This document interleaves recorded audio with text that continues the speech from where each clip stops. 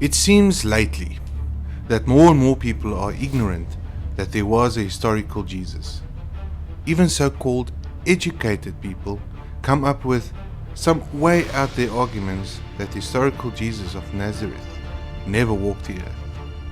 The reality is that many well-educated historical scholars, regardless of their faith views, would find it an embarrassment to make the statement Jesus of Nazareth did not exist or was crucified.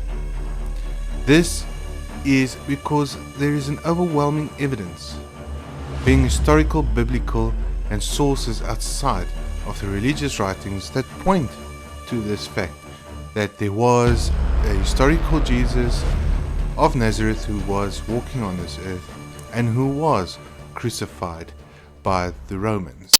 And so let us explore the evidence.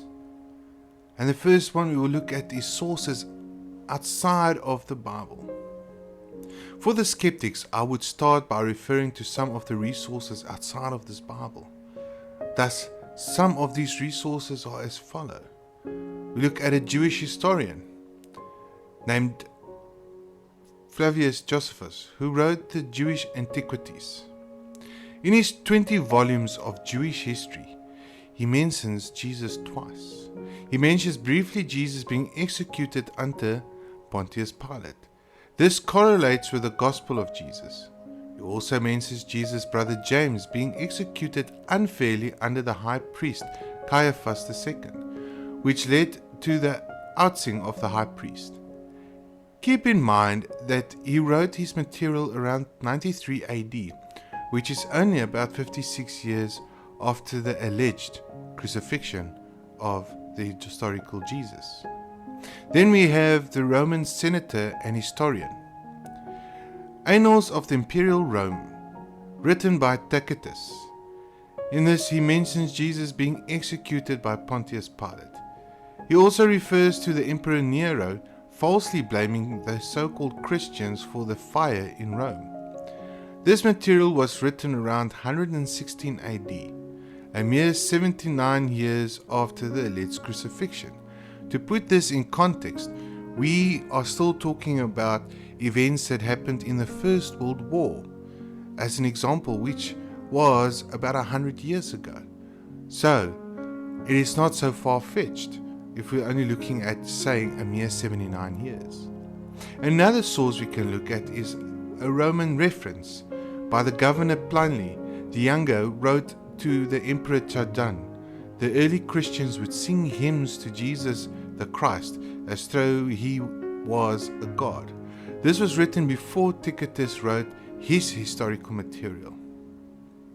Therefore, reflecting on this, we cannot deny that the historical man named Jesus of Nazareth did walk the earth and he was crucified. Moreover, some of this aligns with the information we get from the four Gospels and the epistles, from the writings we discover in the New Testament in the Christian Bible. Now let's look at biblical evidence.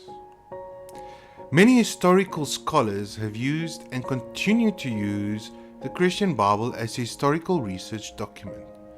The reason for this is that this document contains material that helps to enlighten to what it was like to live in the various time periods and also paints a picture of the political and the social situations of that time.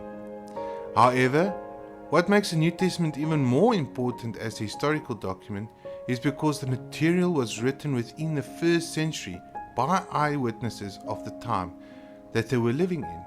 Thus, it is the oldest surviving historical material available to us today, written by the people in the time they were living.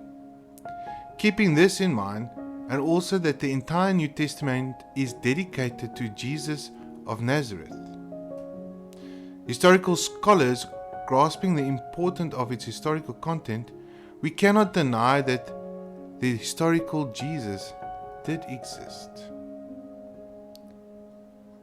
But then there is a contention of the resurrection and the four Gospels. One of the biggest contentions is that of the resurrection of Jesus. and this is where many atheists would argue it is a fairy tale. They would also argue that there are inconsistencies between the four Gospels about Jesus Christ. And so let's look at these inconsistencies. When we look at the first three Gospels, which is Matthew, Mark and Luke, known as the Synoptic Gospels, we see they have similarities but differ a bit, where John takes a total different angle or approach to his Gospel. The reality is that Mark was the first written document, and Matthew and Luke borrowed some of Mark and added some of their own input. Being eyewitnesses, Matthew, known as Levi, and Mark wrote with a target audience in mind and adjusted the content in accordance for their audience. Luke, an educated Greek with doing historical research, wrote the document for his target audience. Now, like you would get different angles to the same story from different journalists, it does not make what they say untrue. It depends on the journalist's point of view and their interpretation of the event they are writing about. The same applies to John, but he wrote from an angle to address an arising of agnosticism, and also, if you read John in detail, you will see him describing places, people, and Jesus in a very first-hand knowledged point of view, as he was one of the very close disciples of Jesus.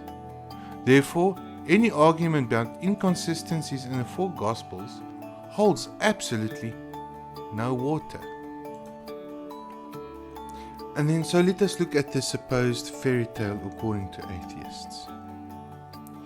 Here I want to borrow some thoughts of Lee Strobel, an author who wrote the book A Case for Christ. Lee was an avid atheist who wanted to prove that Jesus never existed, and in his research convinced himself that the resurrection could only but be the truth. Many people are aware of the 12 disciples that followed Jesus as they are prominently mentioned in the Bible. But the reality is that Jesus had many more followers during his ministry years. For example, in Luke 10, we learn of Jesus sending out 72 followers to do ministry work. Then there was Mary, Martha, and Lazarus. There is also a mention of Joseph, a rich young man after Jesus' crucifixion, who offered a grave for the body of Jesus. But the key is, who did Jesus appear to after his resurrection? And so we learn in the Gospels that Jesus appeared to Mary Magdalene and eventually to his 11 disciples. One of the 12 disciples who betrayed Jesus committed suicide. Paul mentions in 1 Corinthians 15:6 that Jesus appeared to more than 500 people after his resurrection. Now remember, many letters were written before the Gospels were penned, so this writing is very close to the crucifixion, still fresh in the minds of the people. Now the thing is, if the resurrection was a lie, then why would so many people be willing to face persecution and torture? And the Romans knew well how to do this, and to die a horrid death. Surely if it was a lie, then there must have been an eyewitness, in brackets, who would have admitted out of the hundreds of eyewitnesses that it was a lie and that the body was hidden somewhere. Surely? Therefore, just from this logical perspective, it can only be accepted that the resurrection of the crucified Jesus must have happened and is an absolute truth. And if this is the truth, it means that Jesus is truly the Son of God and God within the substance of the Trinity. Hence, why John 1:1 now makes a lot more sense. From the beginning, Jesus has always been there, and the plan for our salvation was in God's heart right from the start. Now that reflects true love.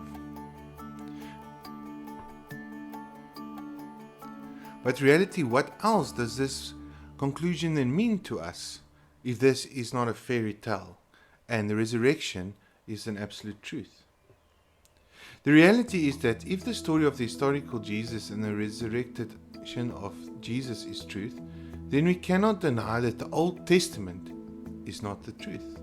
Therefore, even though it was written by people to try and put God's interaction with His creation into human words, for our understanding of His character, we can only then accept that God is truth, and He is the creator of all things.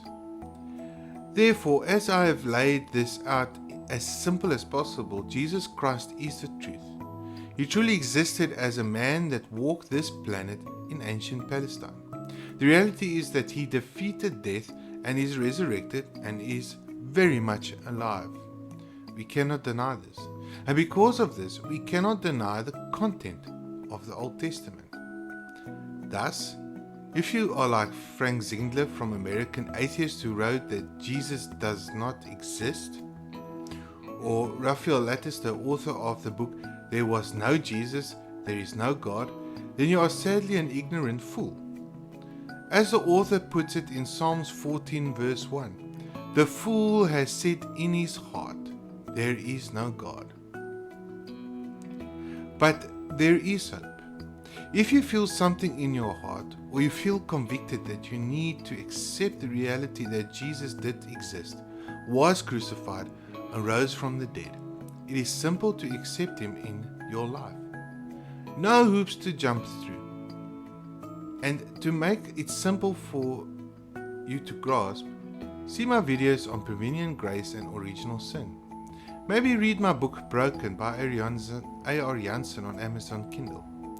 But simply, all you need to do is say, Jesus, please come into my life. Jesus, forgive me of my sins and help me walk in your ways. Amen.